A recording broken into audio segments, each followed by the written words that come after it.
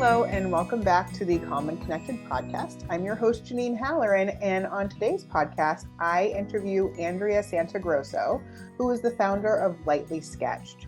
Andrea actually has been an educator and been teaching visual arts and special education for the last 12 years, but over the pandemic, she also started the website called Lightly Sketched, which is all about Zentangle methods. So she is a certified Zentangle teacher. And the beauty of Zentangles is that it's a mindful art practice. So it's really great as a coping strategy for kids. And we talk all about that in the podcast, and we talk about the benefits of it and the basics of how to actually create a Zentangle. So I hope that you enjoy this podcast. We had a great time recording it. And I hope that maybe it's a strategy that you might want to try with your kids. So go ahead and enjoy. Andrea, welcome so much to the Calm and Connected podcast. Thank you, Janine. I'm so excited to be here. Thank you for having me. I really enjoy your content and all the topics that you talk about on your podcast. So I'm honored to be chatting with you today. Thank you. Oh, you're welcome. I reached out to you because it's just kind of cold out of the blue because I have found your YouTube channel and I have been using it with my private clients. So we'll watch your videos and we'll try the activities in the Zentangles as we are talking and chatting and explaining all about it to them. And it's really fun. So for people who don't know you, who haven't been looking at all of your content on YouTube, can you tell us a little bit about who you are, what you do, and how did you get started in doing Zentangles? Sure. Yeah. So I'm Andrea Santogrosso, and I'm currently a special education teacher. But prior to teaching spec ed, I was a visual arts teacher for over a decade. And I'm also a certified Zentangle teacher and founder of the children's art blog, Lightly Sketched. So we all live here in Ontario, my husband, my two daughters, and our dog Marshmallow. And I've always been an advocate for the arts. I've always promoted it at my school, within our school board. I've always been very passionate. So Lightly Sketched sort of became an outlet for me to express that. I'm also deeply invested in helping kids use creativity as a means to cope and deal with emotions. So that's also something that I've been really focused on the last little while as well. And so my Zentangle journey started in 2020 during the pandemic. And I feel like that was a very pivotal moment for a lot of people in the world. We were all in lockdown trying to make sense of what was happening in our lives and in our homes. And we had to somehow cope with this new way of living and learning and communicating. And it wasn't easy for my family. My daughter Chanel has anxiety, has social anxiety, and it was particularly difficult for her because she was, forced to be separated from all of the people that she knew and loved outside of our immediate family. So I'm sure you know this as a counselor, but people living with social anxiety have an intense and persistent fear of embarrassment, humiliation. They have a fear of rejection, and it can lead them to avoid social situations. So during the pandemic, when we were told, we have to distance ourselves physically and stay away from others, this really had a big impact on her because even though she was anxious in social situations, part of that treatment is actually being around others. So while physical distancing may have helped some people with social anxiety because they got to avoid social situations, it also kind of added fuel to the fire for others, which was the case with Chanel. So we noticed that her anxiety spiked, being away from everybody, being in lockdown. There was an increase in negative behaviors that we noticed, tantrums. She hadn't really needed consistent therapy at that point. But during the lockdown, I did seek online counseling for her. It was just a mess. She was dealing with a lot. And so it was kind of during this time of utter hopelessness that I literally Googled, how to help my anxious child. And that's when I stumbled across mindfulness. And I was familiar with the concept of mindfulness. Like as an educator, it's something that we've kind of, it was a buzzword. We talked about it often, but I hadn't actively been practicing it. I wasn't sure how to really incorporate it into my everyday life.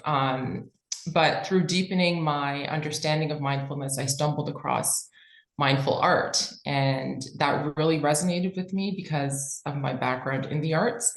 And I was able to tap into that aspect of mindfulness a lot easier. And that's kind of how the Zentangle method surfaced, because it is a form of mindful art. So the word Zentangle, I'm not sure if you're familiar with this, but it originates from the word Zen, meaning calm, and tangle, which like is a series of overlapping patterns. So it's kind of like calm patterning. And Chanel loved it right away. I tried it with her. I found that I thought this would be cool. Let's give it a whirl. And because creating Zentangles is a fairly easy process, she picked it up very easily. And at the time, Chanel's anxiety was worse at nighttime, was right before bed, was kind of when she would have her meltdowns or was feeling really distressed. So we started introducing Zentangle right before bed as part of her bedtime routine, and we would do it together. And so I found that that helped with her transition to bed, and it also stopped a lot of the ruminating and thought loops that she would sometimes get caught in.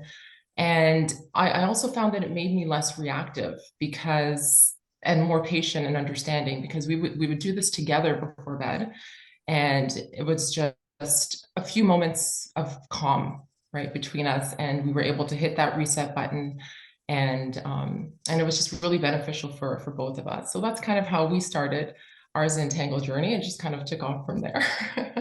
I think that's amazing. Isn't it so intriguing that, you get into this point as a parent, right? Yeah, You've got concerns. There are big things happening. And yeah, lockdown was not, gosh, it was really overwhelming and challenging, yeah, especially at the it was. beginning when you did not know what was going on. Yeah, So I think one of the things that I find so helpful is that is your way of framing it, is mindful art. And so I think a yes, lot of times people, especially with the buzzword mindfulness, right? It's talked about yeah. all the time. I talk about it all the time, but I do. I've had so many people on my podcast talking about mindfulness because it's so powerful. But Yeah. I think we sort of limit how we look at mindfulness in some. Yes. And so we think about like sitting and like cross legs and like meditating on like a word, Yes. or like you have to clear your mind. And while that is a way that you can sort of like imagine what meditation and mindfulness can look like, there's also Yes. mindful movement and mindful art. And Yes. that's how Yes. people can really figure out what's going to help them. So you did this, like you worked with your Yeah. daughter, you worked and tried out some things, and that Mhm. helped. And I think the other thing that I think is so key in what you did is that you did it together. And Yeah. so you noticed that yourself, you were calmer too. So like it's always Yes. about like keeping us as the parents, keeping us at keeping our own selves in a calm Yeah. space so we can exude that calm to our kids. It's hard to do Absolutely. It's that. that co-regulation, right? That Yes. is so powerful. So, I think that's incredible. So you started doing this, and then how did Lightly Sketched get born? Like, yeah, I know. So another product of the pandemic was Lightly Sketched. We were very busy.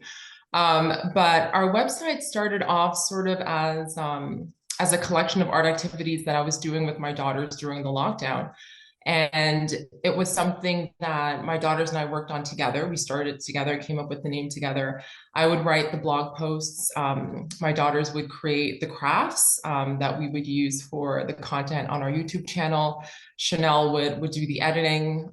So it was fun for us. And they both are still very involved to this day. And when I first thought of Lightly Sketched, I knew that I didn't just want to write about regular or random crafts, right? I wanted to teach people how to create art that would benefit them in some way.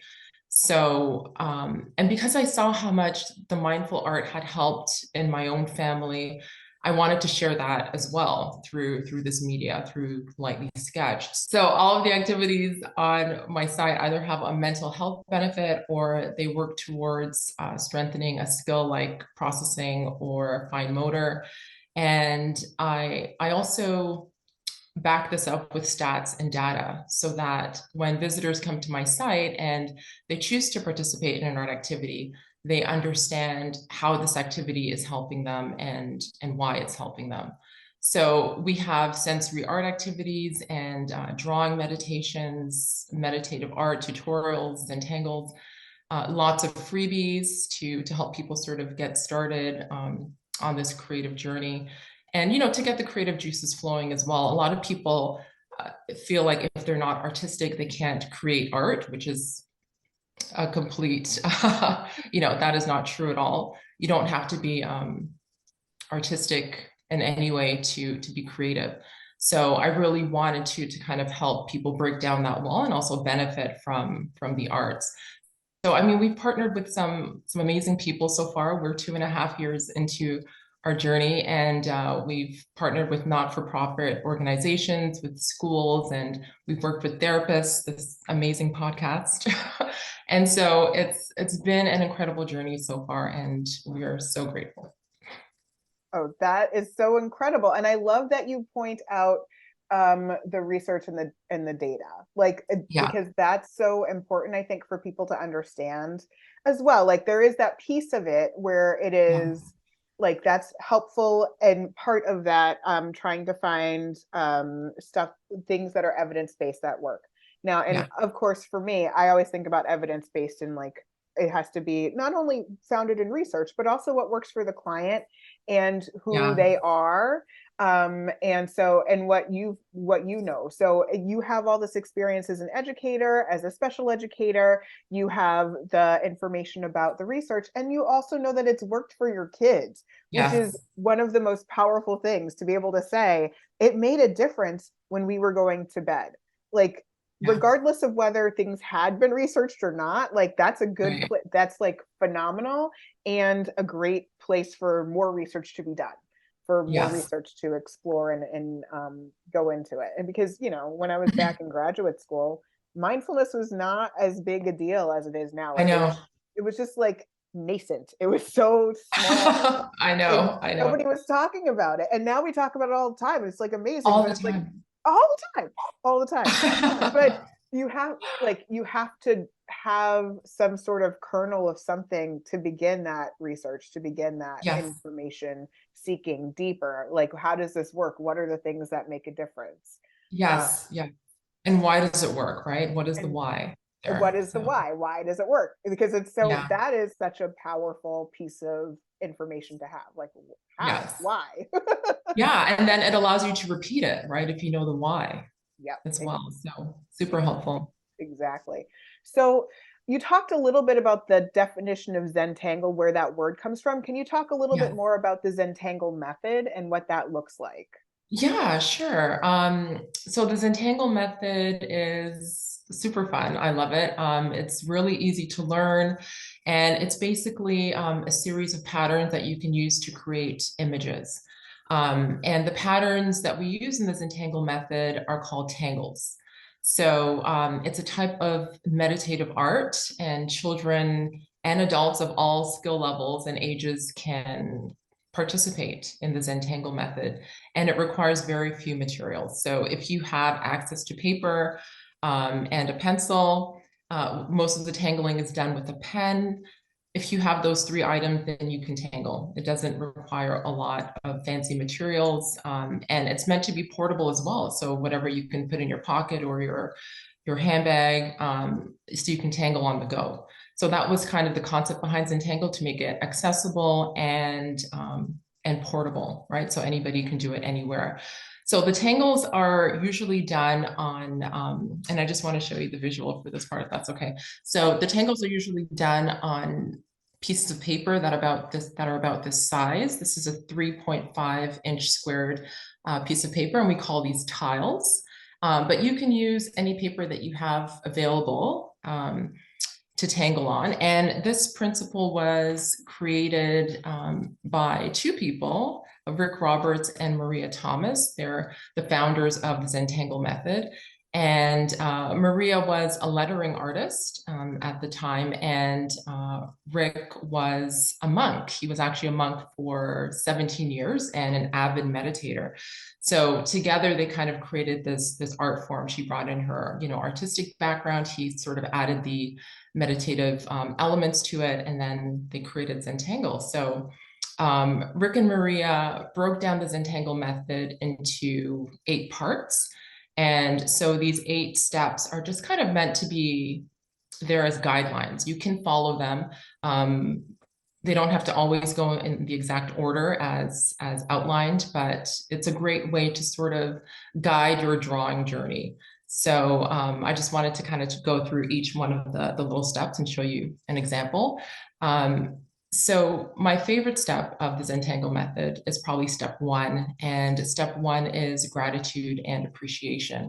So before we start our drawing, we always take a few moments, whether it's 3 seconds or 3 minutes. We take a few deep breaths, and we are just thankful and appreciative for the paper that we're drawing on, for the tools that we're using, for our family and friends. You can be grateful for whatever you'd like, whatever's relevant for you in that moment. Clean water, absolutely anything. But this first step is so powerful in that it causes us to pause and center ourselves, which is always a great place to begin when you're creating something. So you can do this for a few seconds, like I said before, and as you probably know, there are many scientific studies on practicing gratitude and appreciation. So just completing step 1 of the Zentangle method can really create a beautiful emotional shift for many people. So step 2 of the Zentangle method is to draw corner dots on your tile. So I'm just going to show you what that looks like. So in each corner of the tile, we draw a dot, and we make the dots about a pen's width from the edge of the tile. And we do that because sometimes staring at a blank tile can be very intimidating. People are like, where do I start? What do I put on there? So we add the corner dots to sort of get rid of that scary blank tile. And then we use those dots for our next step. So step 1 is gratitude and appreciation. Then we add the dots. Step 3 is to draw the border. So we then connect those dots with a line, and we create our border. And within that border is where we are eventually going to tangle. Once we've drawn our border, we add something called a string. And so a string, this is an example of an X string. I just drew an X in the middle of that border that I drew. And that X has divided my tile into 4 sections. And so within those 4 sections, I can do 4 different types of patterns, four tangles, or I can do the same tangle repeated in different directions. It just kind of creates a section for me to draw my patterns. So that's the string. And then step 5, this next tile I'm going to show you, kind of goes through the last 2 or 3 steps. This is what a finished tile would look like, but step 5 would be to add the tangles. So in this example here, there are 4 different tangles that I've drawn. And I always encourage my students to be mindful of each individual line that they draw on their tile. Unlike doodling, when you're tangling, the lines are very intentional. And so when you're drawing them, you should put intention and attention into what you're doing. That's all part of that mindful process. And, to just be free with it and experiment and make your lines different widths and vary the spaces between them. This tile also has the next step, which is to shade. So we've done the tangling, then we add the shadows. And the shadows really kind of takes it to another level. It kind of turns those 2-dimensional tangles into 3-dimensional forms. And then step 7 is to initial and sign. So I've initialed the corner there. And the kids really like this part. They want to write their initial everywhere. But you take ownership for what you've created, and you acknowledge and celebrate your creativity. And then the final step is appreciation again. So the Zentangle method starts with gratitude and appreciation, and it ends with gratitude and appreciation. And so we take this moment to reflect on our art, to admire it, to admire the art of other people that we're tangling with, if they're present with us, and to just be grateful for that moment. And 99% of the time, when you begin and you end, you are in a different state. I've done this with students in my class. I love doing it first thing in the morning when they come in. It just really sets the tone for the day. It's very meditative and very calming, and those are it. So part of the reason why it's so effective is because it is so calming, right? And it kind of forces you to slow down, and I think that we all need that every now and again. So. Oh my goodness, that's beautiful. I love the beginning and the ending with gratitude because it is. There's such power in just being able to find good in a day and being able Yeah, to name it and say it out loud and yeah, acknowledge it. And it really, that is a beautiful framework for creating this intentional art. And yeah, the other thing I really like about the Zentangles that you demonstrate on your channel is that they're easier. So I've yeah. looked at other Zentangles, right? And I'm surfing on YouTube all the time. And I've seen some beautiful, incredible things, but they're Yeah, really complicated. And I'm not an artistic person. Like I've always doodled. When I sit and I do art with a client, like I tell yeah, them up front, like I cannot draw a person, I cannot draw an animal. Don't ask me to draw anything. I can doodle. And so I will do a little scribble and I will color in and shade in. And so yeah. that's why I was pulled to Zentangles myself. But Uh, yeah, so but then I was like looking at all these things, and I was like, this is super complicated. The simplicity of the ones that you show make it so yeah, much easier and accessible for kids. And that's yes, what I like because I've done some of them, like I've watched a video and I've done it with a kid right next to me, right? And they're like, "Oh, I like this one. I'm going to try this one." It's so much more approachable and easier, but then you still get those same benefits even though the yes, patterns are simpler, and yes, it's less frustrating. And so yes, it's like amazing to see. yeah. And the thing is with Zentangle too, a lot of the patterns do look complicated, but they are so easily broken down. And sometimes when I introduce a new tangle, I show them ahead of time what the final product looks like, and they're like, "Oh, I can't, there's no way I'm creating that." But once I break it down into the steps, it's just this line overlapping this line. It becomes a lot more accessible. So don't be too intimidated by the final product because each pattern is beautifully broken down into very simple lines. And actually, through the Zentangle method, they have foundational strokes, they call them. There's actually 4 foundational strokes that every pattern is made up of, including the ones that you saw on my YouTube channel. And so those 4 strokes are the letter I, the letter C, S, and O. So if you could create those 4 letters, then you can break down any pattern because every pattern consists of one or a combination of those letters. So don't be too intimidated. It is very accessible. You had mentioned a couple of these benefits of doing Zentangles and using the Yeah. Zentangle method. You mentioned just the calming piece of it, the gratitude at the beginning and end. Is there anything else that you want to highlight for us that you find is really super beneficial when you're doing a Zentangle? Yeah, sure. So Zentangle.com has very detailed explanations of many of the benefits of tangling. They actually have a section on their website called Studies and Stories.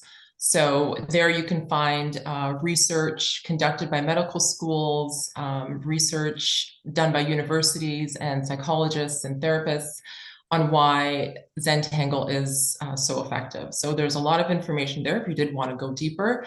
But part of the reason why Zentangle is so popular is because it has been proven to promote relaxation, and it decreases anxiety and stress and depression.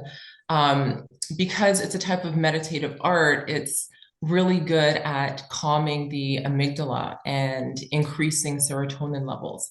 So a lot of people who have anxiety, like my daughter, do benefit from this a lot because it shuts that part of the brain off. It calms that part of the brain that leads to that overthinking and that those fear-driven thoughts. So it's very effective for anxiety. Um, as well, like I've noticed it with my own students, that when they create the Zentangles, they almost get lost in the moment. And Chanel, my daughter, calls it getting lost in the lines. It's like you enter this flow state, and you get so focused on creating those strokes on the page, on the paper, that you temporarily kind of disconnect from the external environment, like kind of disregard the external stimuli. So that is also really good if you just need a mental break. But a little caveat that I should mention, like my daughter still is involved in CBT, and she does have other means of therapy. So Zentangle is not necessarily like supposed to be a replacement per se for therapy or traditional treatments, or medication per se, but it's kind of like something that you can use in addition to these treatments. So it's a coping strategy, it's a creative outlet, it's a new habit that you can add into your daily routine, which is a very useful tool to de-stress and unwind. So keep that in mind. With all the benefits, it is still an add-on, right? It's something that you can use to add on to what you're currently doing to help deal with some of those issues that you may be experiencing. So Yeah, absolutely. It's a great coping strategy, and that's what I would put yeah, it in. yeah, I use cognitive behavioral therapy with my clients. I use mindfulness, and it is a strategy that I introduce to some of them who have anxiety, and it can yeah, be super helpful. But you never know, and so that's what wanting to have a lot of different sort of skills yeah, in your toolkit is really helpful because yes, sometimes it'll help you and sometimes it won't. And so it's just yeah, good to have that's like a strategy, that's a go-to that you could use. And if that's working for you, phenomenal. If it isn't something that is as helpful for you, find a different strategy and use that. right, right. Yeah, you need to have multiple strategies, right? Um, Yes. So I've noticed that with Chanel as well, like just depending on the mood, depending on what set her off or the kind of type of day that she's having, she would tangle, but other times she just wants to walk outside or do yoga. So it's really good to have multiple options, right? That you can tap into and use for various things. So Yes, absolutely. I think that's phenomenal. So I love how you just described all this detailed information about Zentangles. Now, did I remember correctly? You have a course that's coming out or launching soon? I do, yes. I'm so excited about my new course.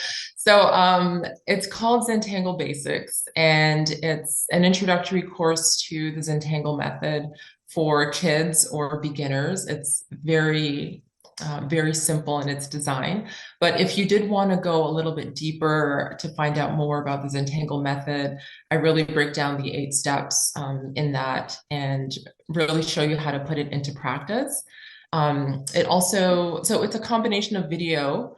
There's several video tutorials, but there's also a 90-page ebook where I kind of go into more detail. It's highly visual, but it's loaded with information that will help you really access most of the information successfully in the course. So in the course that I designed, we're going to be breaking down 16 different tangles. 4 of them will be done on a black tile, which is really special and unique because not a lot of people know how to work with a black tile or black paper per se. So that's really fun. I really enjoy doing that.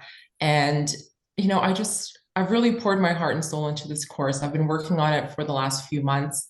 I've tested it with fellow teachers and parents, and I really wanted to get their feedback and try to incorporate that into the course before releasing it and sharing it.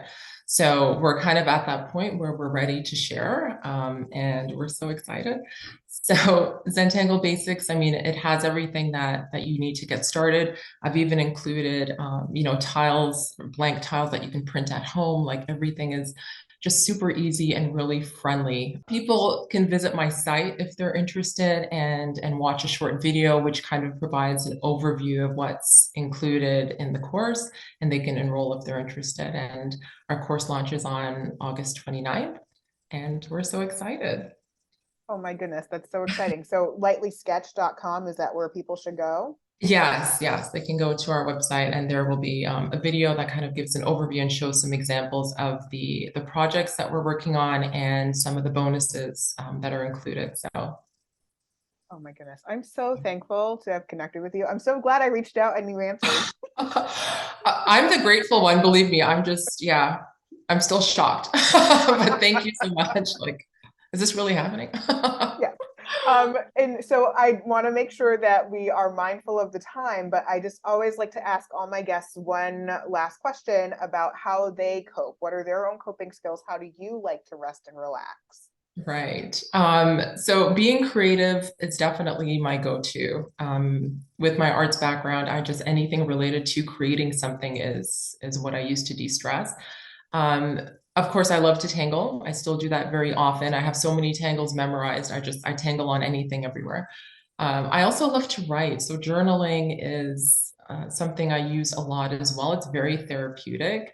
And we live in the country, so I love to journal outside. I take uh, walks through nature, like anything that sort of uh, gives me a break from the screen because I do spend a lot of time on the computer.